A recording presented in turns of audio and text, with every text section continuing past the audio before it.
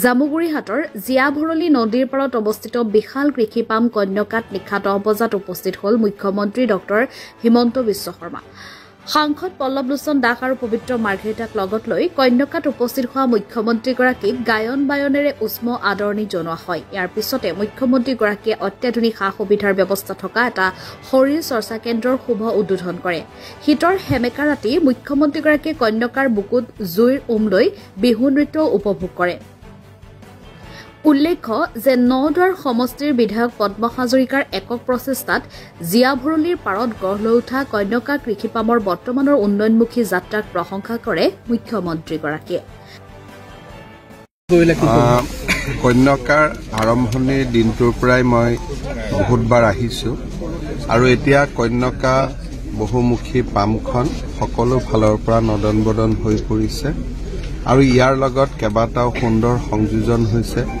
আজি এটা শৰীৰ চৰ্চা কেন্দ্ৰ আৰু যোগ কেন্দ্ৰ এটাও ইয়াতে উদ্বোধন হ'ল আৰু একেবাৰে অসমীয়া আমাৰ পৰম্পৰাৰে নিৰ্মাণ কৰা আমাৰ ঘৰসমূহ দেখিলোঁ।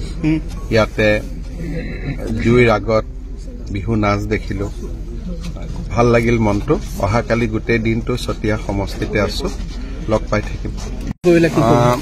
কন্যকাৰ আৰম্ভণিৰ দিনটোৰ পৰাই মই বহুতবাৰ আহিছোঁ আৰু এতিয়া কন্যকা বহুমুখী পামখন সকলো ফালৰ পৰা নদন বদন হৈ পৰিছে আৰু ইয়াৰ লগত কেইবাটাও সুন্দৰ সংযোজন হৈছে।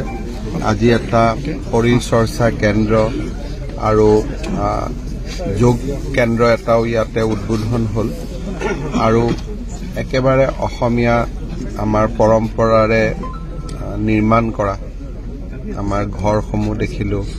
ইয়াতে জুইৰ আগত বিহু নাচ দেখিলোঁ।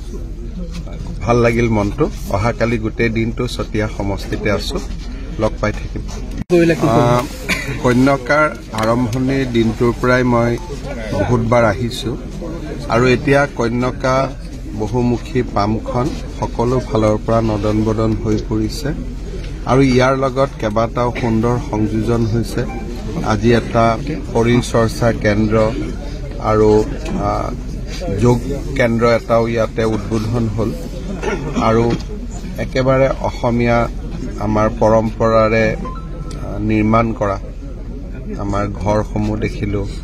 ইয়াতে জুইৰ আগত বিহু নাচ দেখিলোঁ। ভাল লাগিল মনটো।